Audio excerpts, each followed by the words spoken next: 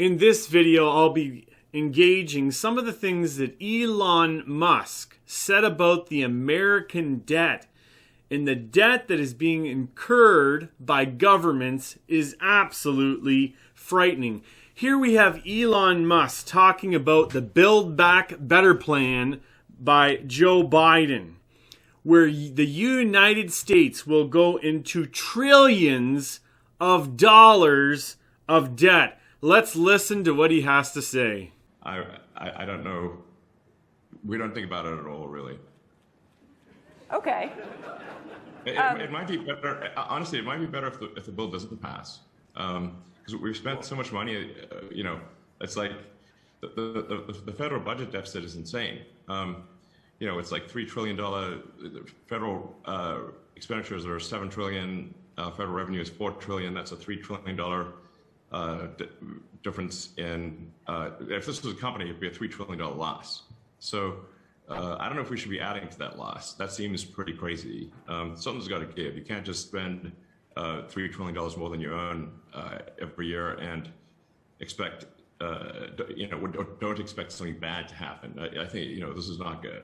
Mitch McConnell's actually saying... In fact, if I may elaborate on that, the deficit is more than $3 trillion when you look at the future obligations. So it's $7 trillion of current expenditures, but it's much more than that if you look at future obligations for Social Security, Medicare, and so forth. So we're running this incredible deficit. Something's got to give. I don't know. This can't keep going. Now, if you know something about debt, the United States is never going to be able to sell the bonds to pay for $3 trillion, which only means one important and very dangerous thing. They are going to have to print more money. And what that means is that will raise inflation. It will create inflation that will only be able to be stopped by raising interest rates. And this will affect the stability of their economy. But the Bible warns us about debt, but nobody wants to listen. God's words are clear on debt. But I want to say a few more things before I get into what the Bible has to say about debt. That Canada has a debt to income ratio at 1.73.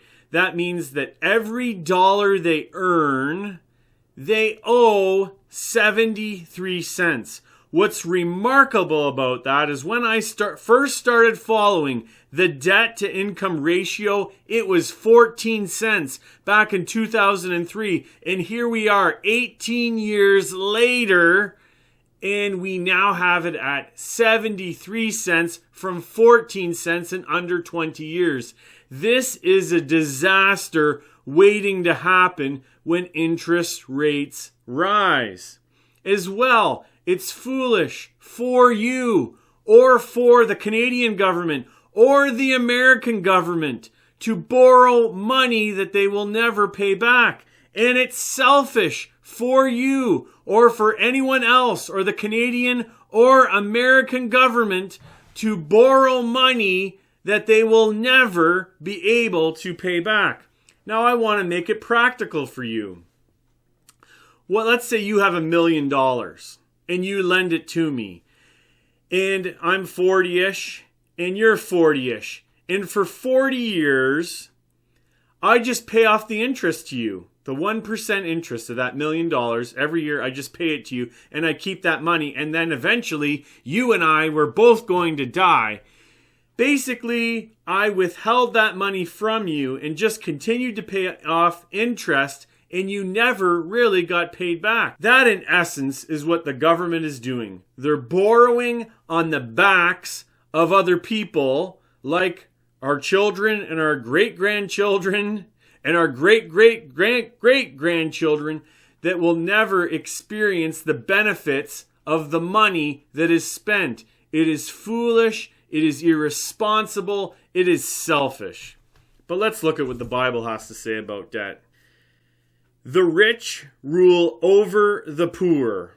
The borrower is slave of the lender. Proverbs 22, verse 7.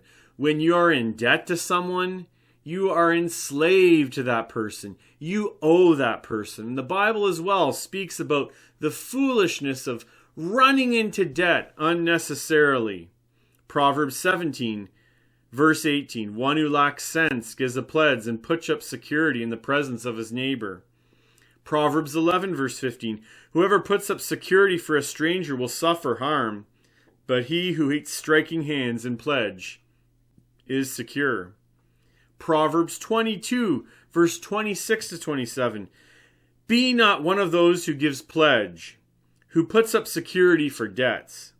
If you have nothing with which to pay, why should your bed be taken from under you? The Bible knows the foolishness of going into crazy amounts of debt.